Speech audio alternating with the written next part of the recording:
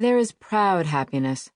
Happiness born of doing good work in the light of day, years of worthwhile labor, and afterward being tired and content and surrounded by family and friends, bathed in satisfaction and ready for a deserved rest. Sleep or death, it would not matter. Then there is the happiness of one's personal slum, the happiness of being alone and tipsy on red wine in the passenger seat of an ancient recreational vehicle parked somewhere in Alaska's deep south, staring into a scribble of black trees, afraid to go to sleep for fear that at any moment someone will get past the toy lock on the RV door and murder you and your two small children sleeping above.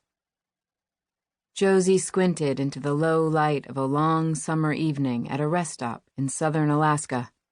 She was happy this night with her pinot in this RV in the dark, surrounded by unknown woods, and became less afraid with every new sip from her yellow plastic cup. She was content, though she knew this was a fleeting and artificial contentment. She knew this was all wrong. She should not be in Alaska, not like this. She had been a dentist and was no longer a dentist. The father of her children, an invertebrate, a loose-boweled man named Carl, a man who had told Josie marriage by documentation was a sham, the paper superfluous and reductive, had 18 months after he'd moved out found a different woman to marry him.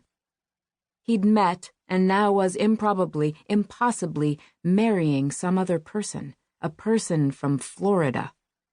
It was happening in September, and Josie was fully justified in leaving, in disappearing until it was all over. Carl had no idea she had taken the children out of Ohio, almost out of North America, and he could not know. And what could better grant her invisibility than this? A rolling home, no fixed address, a white RV in a state with a million other wayward travelers, all of them in white RVs. No one could ever find her. She'd contemplated leaving the country altogether, but Anna didn't have a passport, and Carl was needed to get one, so that option was out. Alaska was at once the same country, but another country, was almost Russia, was almost oblivion, and if Josie left her phone and used only cash, she'd brought $3,000 in the kind of velvet bag meant to hold gold coins or magic beans. She was untraceable, untrackable. And she'd been a Girl Scout. She could tie a knot, gut a fish, start a fire. Alaska did not daunt her. She and the kids had landed in Anchorage earlier that day, a gray day without promise or beauty, but the moment she'd stepped off the plane, she found herself inspired. "Okay, guys," she'd said to her exhausted, hungry children. They had never expressed any interest in Alaska, and now here they were. "Here we are," she'd said, and she'd done a celebratory little march. Neither child smiled. She'd piled them into this rented RV and had driven off, no plan in mind. The manufacturers called the vehicle the Chateau, but that was 30 years ago, and now it was broken down and dangerous to its passengers and all who shared the highway with it. But after a day on the road, her kids were fine. They were strange. There was Paul, 8 years old, with the cold, caring eyes of an ice priest, a gentle, slow-moving boy who was far more reasonable and kind and wise than his mother. And there was Anna, only 5, a constant threat to the social contract.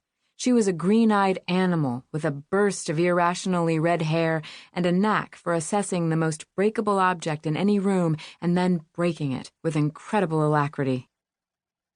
Josie, hearing the roar of a truck passing through on the nearby highway, poured herself a second cup. "This is allowed," she told herself, and closed her eyes. But where was the Alaska of magic and clarity? This place was choked with the haze of a dozen forest fires spread around the state like a prison break, and it was not majestic. No, not yet. All they'd seen so far was cluttered and tough. They'd seen seaplanes. They'd seen hundreds of homes for sale. They'd seen a roadside ad for a tree farm looking for a buyer. They'd seen another RV, not unlike theirs, parked on the side of the road under a high, sheer mountain wall. The mother of the family was squatting on the side of the road. They'd seen lacquered log cabin homes. They'd seen in a convenience store, also made of lacquered logs, a T-shirt that said, Don't blame me. I voted for the American. So where were the heroes? All she knew where she had come from were cowards. No, there was one brave man, and she'd helped to get him killed. One courageous man now dead. Everyone took everything, and Jeremy was dead. Find me someone bold, she asked the dark trees before her. Find me someone of substance, she demanded of the mountains beyond.